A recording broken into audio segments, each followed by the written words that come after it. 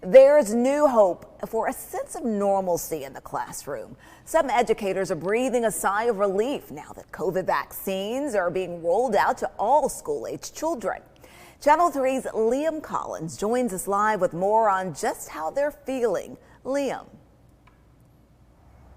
Hey, Latrice, and that feeling can be summed up in just one word, and that word is finally. Kids are not at a very high risk of contracting a severe case of COVID, but health experts agree they can spread it to teachers in the classroom who are, and those teachers have been fighting for close to 2 years to keep schools safe and healthy while also trying to preserve quality education.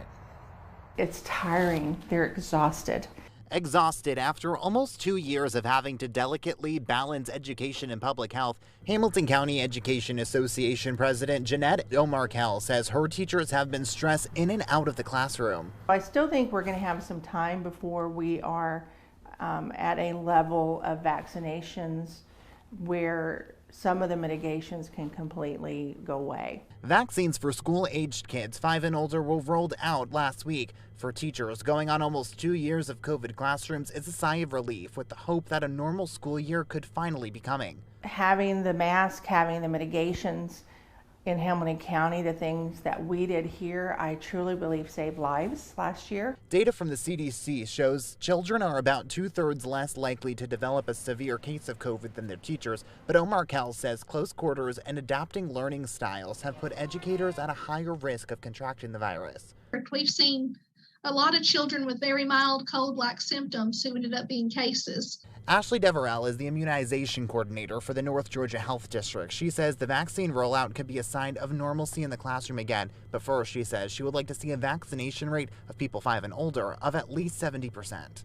The holidays will be really telling. You know, we've had a surge right at school starting. That surge just kind of came down. So time will tell if we have a surge throughout the holidays. Until then, Omarkel says her teachers have no choice but to remain focused on catching their kids up on learning lost due to COVID. We lost where we could have been, but we didn't lose.